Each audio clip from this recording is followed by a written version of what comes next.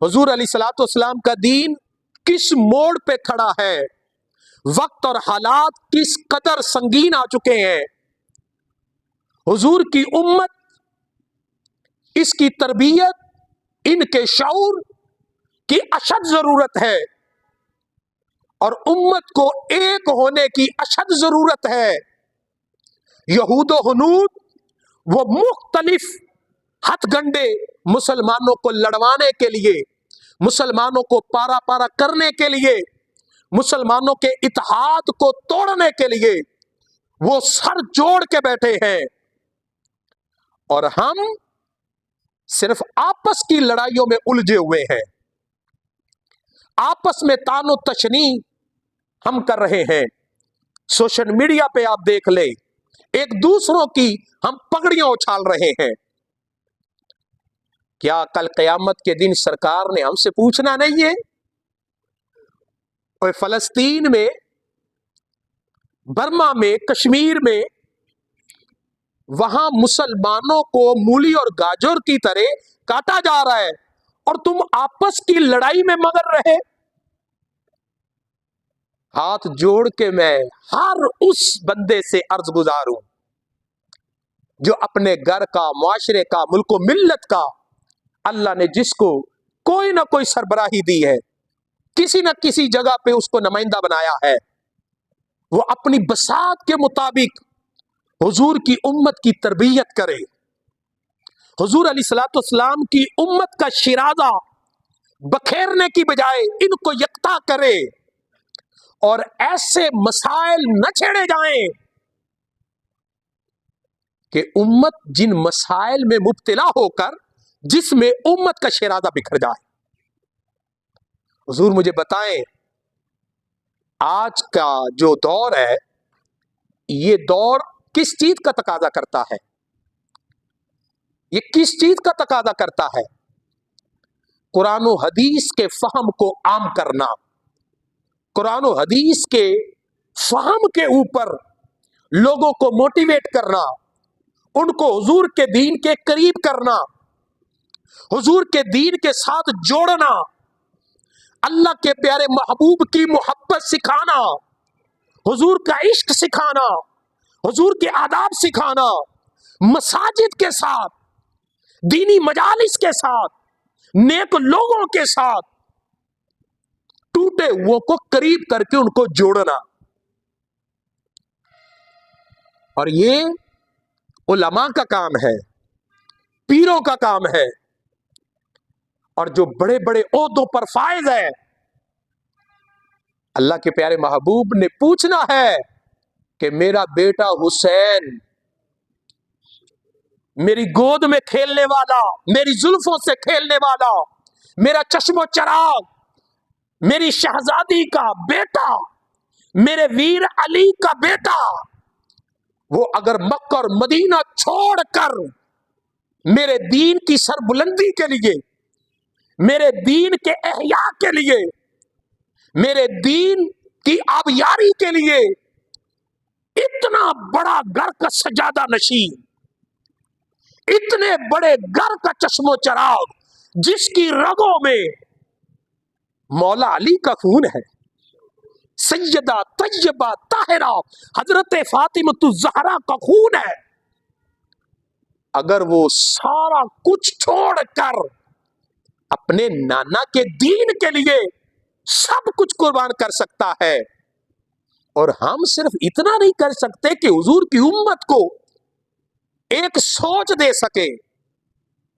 ایک فکر دے سکے، ہم ذہنی طور پہ بھی یکتا نہیں ہیں، شعوری میدان میں بھی ہم یکتا نہیں ہیں، ہماری سوچیں بھی الگ، ہمارے طرز عمل الگ، ہماری فکر الگ، اور پھر ہر بندہ خود کو، اس کو دین اسلام کے بارے کوئی بات کرے تو وہ آپ کو بولنے نہیں دے گا، اور ثابت کرے گا سب سے بڑا حضور کا غلام میں ہوں۔ اللہ کے پیارے محبوب علیہ الصلوۃ والسلام کی غلامی یہ قربانیاں مانگتی ہے، انا کی، تعصب کی قربانی مانگتی ہے۔ حضور کا غلام اپنے دل میں کچھ نہیں رکھتا. حضور کی امت کے لیے اس کا دل بڑا ہوتا ہے, اس کا ذرا بڑا ہوتا ہے. چونکہ ہم نے امام الانبیاء کا کلمہ پڑھا ہے, اتنی ہی بڑی ذمہ داری ہے ہمارے اوپر. اللہ تعالیٰ نے قرآن کریم کے ایک مقام پہ ارشاد فرمایا, تم جانتے ہو ہم نے تجھے ساری امتوں سے افضل کیوں بنایا؟ تاکہ تم نیکی کا حکم دو, برائی سے روکو. مفہوم ہے قرآن پاک کی آیت کا. جیسے اللہ نے جو نبی ہمیں عطا کیا ہے جی, تو اتنی بڑی ذمہ داری بھی تو ہماری ہے کہ نہیں جی؟ بولیے. اگر کوئی دکان پہ بیٹھا ہے, وہ دکان میں بھی حضور کے دین کی خدمت کر سکتا ہے. اگر کوئی ڈاکٹر ہے, کوئی پروفیسر ہے, کوئی انجینئر ہے, دنیا کے جتنے بھی شعبہ جات ہیں, جو بندہ جس مقام پر بیٹھا ہے وہ اسی مقام پر اللہ کے پیارے محبوب کی دین کی نوکری کر سکتا ہے. سارا دین صرف مصلے پہ نہیں ہے, سارا دین صرف مصلے پہ نہیں ہے.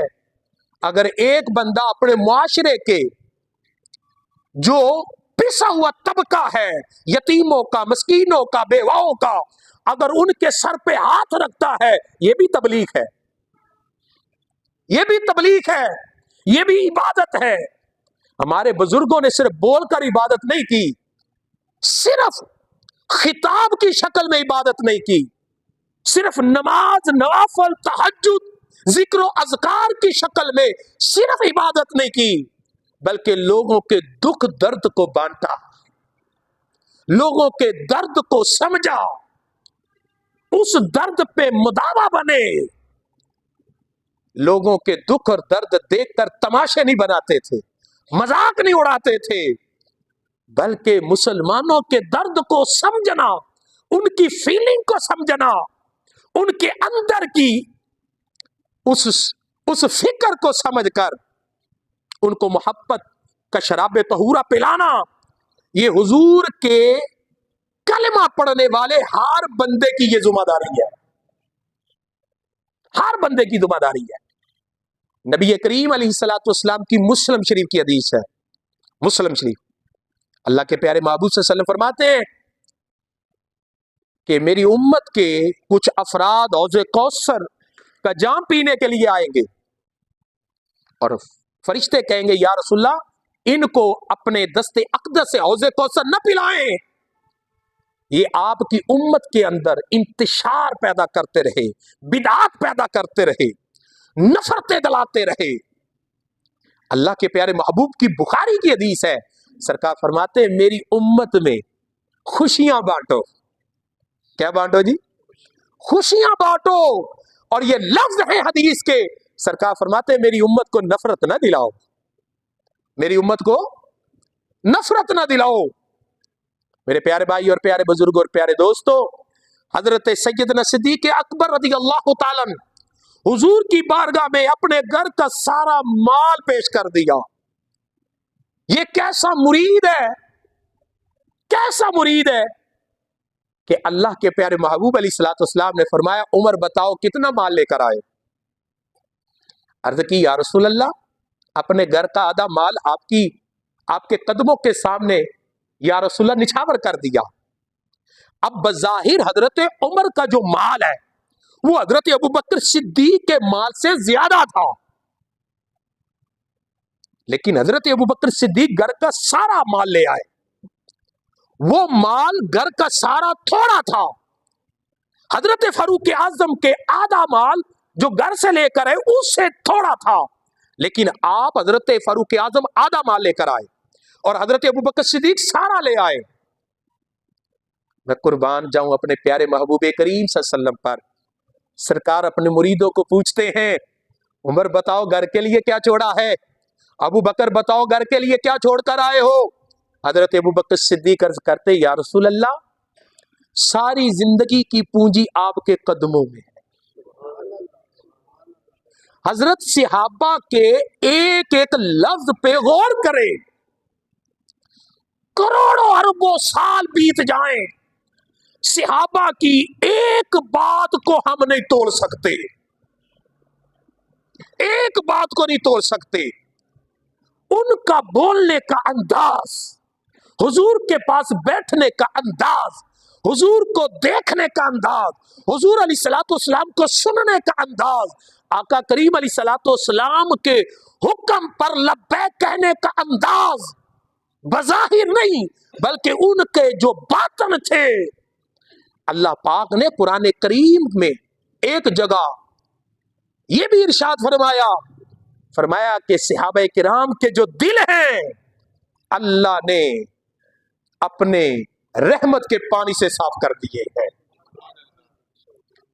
پوچھا ابو بکر گھر کے لیے کیا چھوڑ کے آئے ہو؟ عرض کی یا رسول اللہ صلی اللہ علیہ وسلم، سرکار کا جب نامی اس میں گرامی آئے تو صلی اللہ علیہ وآلہ وسلم پڑھ لیا۔ ہمارے آقا قیامت کے دن اللہ پاک فرمائے گا جس کا نام محمد ہے کھڑا ہو جائے، تو جن کے ناموں کے ساتھ محمد لگتا ہوگا حضور ان کو بھی کھڑا کروا لیں گے اور اپنے ساتھ جنت میں لے جائیں گے۔ اللہ پاک فرمائے گا پیارے حبیب ہم نے آپ کو کہا ہے تو آپ اپنی امت کو بھی کھڑا کر لیا۔ سرکار فرماتے ان کے ناموں کے ساتھ بھی محمد لگتا ہے۔ یہ سیاستہ کی حدیث ہے۔ اللہ کے پیارے محبوب علیہ الصلوۃ والسلام کو میرا رب فرمائے گا پیارے حبیب پھر ان کو بھی جنت میں لے جا۔ جگہ جگہ حضرت اللہ کے پیارے حبیب نے ہمارے لیے جنت رکھی ہے، جگہ جگہ جنت رکھی ہے۔ دیکھیے ذرا سرکار فرماتے اپنے مسلمان بھائی کو مسکرا کے ملو جنت مل جائے گی۔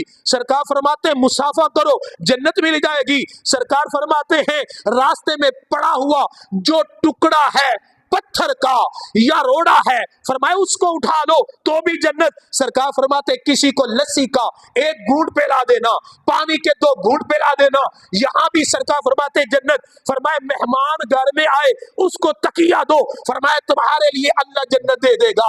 اللہ کے پیارے محبوب علیہ الصلوۃ والسلام نے فرمایا اگر قبرستان جاؤ وہاں بھی سلام کرو تو اس سے کیا ہوگا؟ فرمایا اللہ تیرے گناہ بخش دے گا۔ ارے جس دین کے اندر راستے میں پڑا ہوا پتھر کا ٹکڑا اٹھانے میں جنت ملے، وہ مسلمان اپنے ہی مسلمان بھائیوں کے آگے اب رکاوٹیں بن رہا۔ تو سرکار علیہ الصلوۃ والسلام نے تو ہماری تربیت کس انداز سے کی ہے۔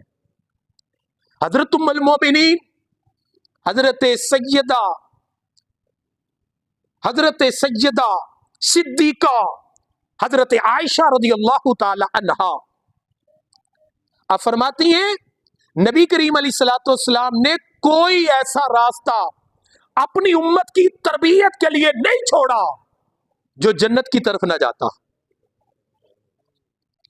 اور میں آپ لوگوں کی تربیت کر رہا، مجھے سر میں بھی تقریر آتی ہے، شعروں والی بھی آتی ہے، لیکن میں اپنے اندر ایک درد رکھتا ہوں۔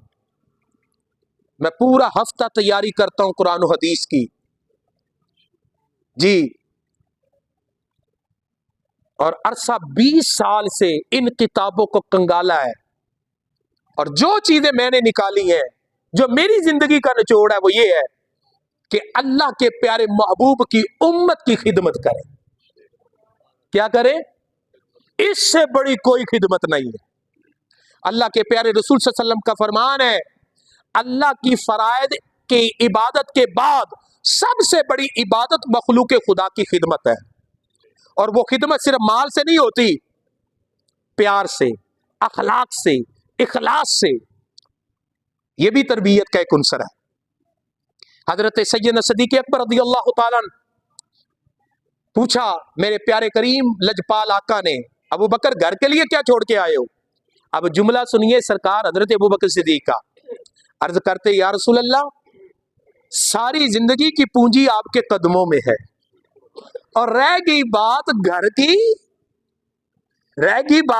کی، رسول اللہ ساری زندگی کی پونجی آپ کے قدموں میں ہے، اور گھر کے لیے کیا چھوڑ کے آیا ہوں؟ گھر کے لیے اللہ اور اس کا رسول چھوڑ کے آیا ہوں۔ یعنی وہ دینے کے بعد اپنے ذہن کے اندر یہ چیز بھی نہیں رکھتے تھے، چونکہ وہ جانتے تھے ہم نے یہ سارا کچھ اپنے پیارے دین کے لیے، اپنے مذہب کے لیے، اللہ کے لیے کیا۔ حضرت سیدنا صدیق اکبر رضی اللہ تعالیٰ کے خطبہ شریف پڑھے۔ میرے بڑے بڑے ایسے بھائی ہیں جن کا تعلق پڑھنے پڑھانے کے ساتھ ہے، ان سے گزارش ہے حضرت ابوبکر صدیق کے خطبات پڑھیں، آپ کے خطبے میں یہ آپ کو بھی ملے گا۔ حضرت ابوبکر صدیق کہتے ہیں، آپ کا جو پہلا خطبہ ہے، فرماتے اللہ کی عزت کی قسم، میری زندگی میں کبھی بھی میرے ذہن میں بھی نہیں آیا کہ میں خلیفہ بنوں، میں خلیفہ بنوں۔ فرماتے کبھی زندگی میں یہ تصور بھی نہیں آیا۔ یہ حضرت ابوبکر صدیق کے جملے ہیں۔ فرمایا کبھی تصور بھی نہیں آیا کہ میں امیر بنوں، خلیفہ بنوں۔ فرماتے میں تو حضور کی امت کا خادم ہوں، لیکن اللہ نے مجھے امیر بنا دیا ہے اور اللہ مجھے اس پر ثابت قدم بھی رکھے۔ حضرت سیدنا صدیق اکبر رضی اللہ تعالیٰ اب کتنی شانوں کے مالک ہیں، کتنی عظمتوں کے مالک ہیں۔ پیارے محبوب کریم علیہ الصلوۃ والسلام کی یہ مستدرک للحاکم کی روایت میرے سامنے پڑی ہے۔ آقا کریم علیہ الصلوۃ والسلام آپ صحابہ کرام علیہ مردوان کو جب کسی مہم کے لیے بھیجتے تو جہاں سرکار خود جاتے پھر ابو بکر و عمر کو ساتھ لے کر جاتے، اور کبھی سرکار علیہ الصلوۃ والسلام بقیہ صحابہ کو بھیج دیتے لیکن ابو بکر و عمر کو نہ بھیجتے، خود بھی نہ جاتے۔ تو بعض صحابہ نے عرض کی یا رسول اللہ، آپ ابو بکر و عمر کو ہمارے ساتھ کیوں نہیں بھیجتے؟ یہ میرے سامنے ہے مستدرک للحاکم۔ آقا کریم علیہ الصلوۃ والسلام نے ارشاد فرمایا کہ ابو بکر و عمر کے بغیر میرا دل نہیں لگتا۔ کہ نظر سبحان اللہ، ابو بکر و عمر کے بغیر میرا، یہ چیزیں سرکار جن کے لیے فرمائے ان کی عظمت، ان کی شان، ان کی رفعت کتنی بلند ہوگی۔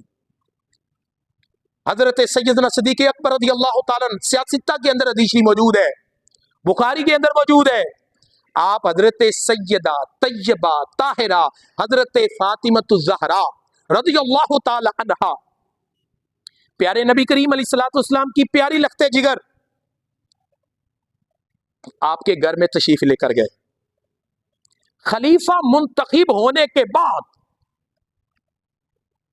میرے پیارے بھائی اور پیارے بزرگوں، ایک تو ہم کتابوں کو پڑھتے نہیں ہیں الا ماشاء اللہ، بڑے بڑے میں نے ایسے مولویوں سے گفتگو کی، 24 گھنٹے میرا یہی کام ہے۔ اب یقین کریں حضور کے اصحاب کے اوپر، حضور کی اہل بیت طہار کے اوپر ہم نے کتابیں پڑھی نہیں ہیں، اور ہماری قوم اتنی جذباتی ہے، ایک بیان اس کے سامنے کر دیں یہ آپس میں لڑنے کے لیے تیار ہو جاتے ہیں، اتنی انتی عقیدت ہے ہمارے اندر، لیکن خود نہیں ہم نے کچھ بھی پڑھا، اور یہی وجہ ہے حضور کی امت کا شرادہ بکھرتا جا رہا ہے۔ اور سب سے بڑا دجال فتنہ یہ سوشل میڈیا، کہ ہمارے گھروں کے اندر بھی مختلف قسم کی بولیاں ہیں، کوئی کسی کی بولی بول رہا ہے، کوئی کسی کی بول رہا ہے، اور جو اصل قرآن پاک کا فہم ہے وہ صرف الماری تک محدود ہو چکا ہے۔ حضرت سیدنا صدیق اکبر کے بارے ہمیں علم ہونا چاہیے۔ صحیح بخاری کی حدیث ہے، حضرت سیدہ طیبہ طاہرہ حضرت بی بی پاک حضرت فاطمہ الزہرا کے گھر گئے، اور جملے سنیے صحیح بخاری کے ہیں، اب فرماتے ہیں اے میرے پیارے محبوب کی پیاری لخت جگر، کائنات میں آپ سے میری نظر میں سب سے بہتر گھرانہ کوئی نہیں ہے، ادھر ہم کیا کرتے ہیں؟ اہل بیت اطہار اور صحابہ کرام کی آپس میں معاذ اللہ مشاجرات، لڑائیاں جھگڑوں کو فروغ دیتے ہیں. اور بعض لوگ تو تاریخ کی کتب سے کوئی ایسا جملہ جو غیر مناسب ہے جو مورخ نے نقل کر دیا.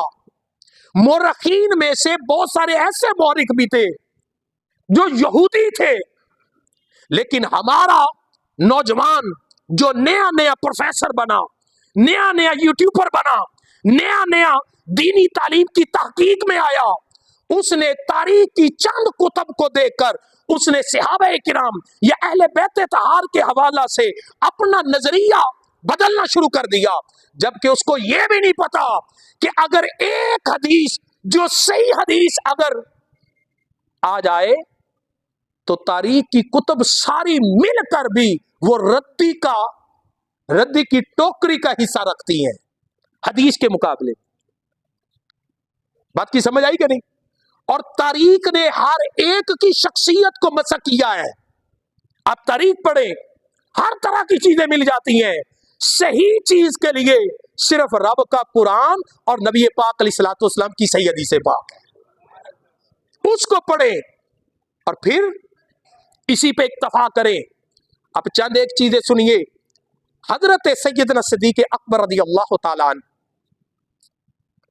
آپ کی رسول اللہ صلی اللہ علیہ وسلم کے ساتھ پتہ کیا رشتہ داری تھی؟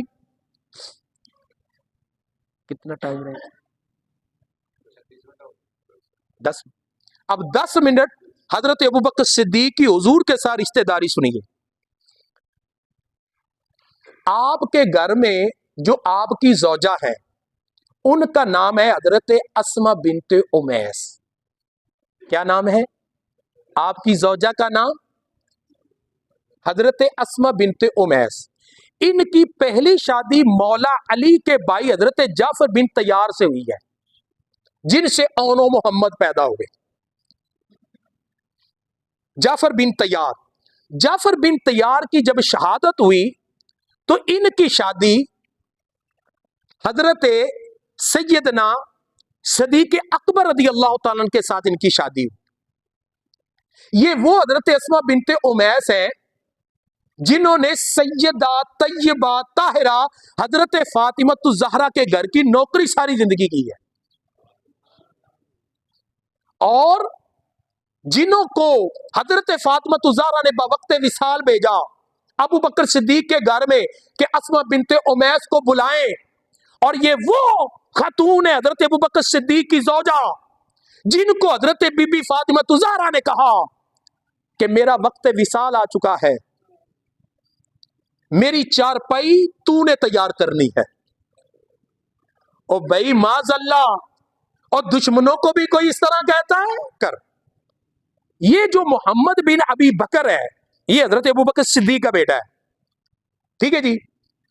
فارس جب حضرت فاروق اعظم کے دور میں فتح ہوا تو وہاں سے فارس کے بادشاہ کی 3 بیٹیاں حضرت فاروق اعظم رضی اللہ تعالیٰ لے کر آئے، اور تینوں شہزادیوں کا نکاح 3 شہزادوں سے کیا.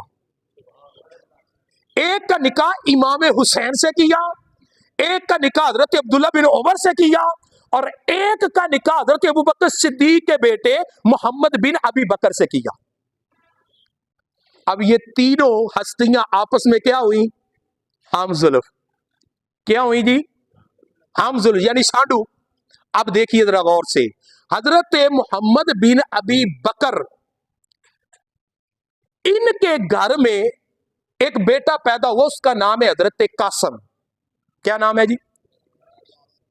قاسم کی جو بیٹی ہے ام فروہ، ان کا نکاح ہوتا ہے حضرت امام حسین کے بیٹے امام زین العابدین کے ساتھ.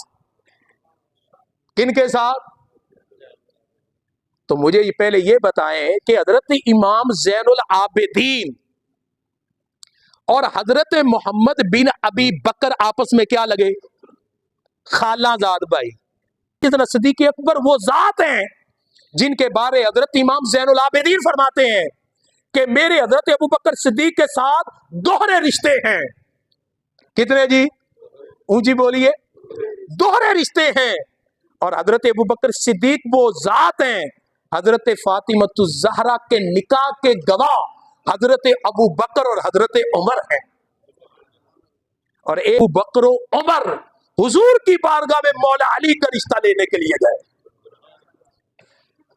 और फिर हजरत बीबी फातिमा ज़हरा के निकाह के गवाह वो हजरत अबू बकर और उमर है। और अगली एक और मजे की बात सुन ले, हजरत मौला अली का जो वलीमा है वो भी हजरत अबू बकर सिद्दीक ने करवाया है। अगली और बात सुन ले जरा, हजरत अबू बकर सिद्दीक वो जात हैं जिन्होंने हजरत फातिमा ज़हरा रज़ी अल्लाह ताला का जनाजा खुद पढ़ाया है। किसने पढ़ाया हजरत फातिमा ज़हरा का जनाजा? ऊंची बोलिए, हजरत अबू बकर सिद्दीक रज़ी अल्लाह ताला ने। इस वास्ते मेरे प्यारे भाई और प्यारे बुजुर्ग और प्यारे दोस्तों, हजरत सैयदना सिद्दीक अकबर रज़ी अल्लाह ताला ने आपकी अजमत पर यह मैंने चौथा जुमा आपको पढ़ाया है, और इस चौथे जुम्मे पर जो आखिरी जुमा है, यह मेरी एक नसीहत और वसीयत जो चारों जुमों में और अक्सर और बेशतर मैं आपकी तरबियत के लिए कहता रहता हूं, वो क्या कि हुजूर अलैहिस्सलातु वस्सलाम की उम्मत को जोड़ना है, उम्मत को इसका शरादा बखेरना नहीं है। बखेरने के लिए मुख्तलिफ किस्म के प्रोपोगंडा इंटरनेशनल तौर पर यहूद और हनूद के जरिए किए जा रहे हैं, लेकिन हर बंदा जिस जिस ओहदे पर फायद है, कोई घर में, मोहल्ले में, अपने किसी ऑफिस में, मस्जिद में, अल्लाह ने कोई भी ओहदा दिया है तो आपने हुजूर अलैहिस्सलातु वस्सलाम की उम्मत को जोड़ के रखना है। और ये वो अमल है जो हुजूर के बाद हजरत अबू बकर सिद्दीक ने हुजूर की उम्मत को जोड़ के रखा।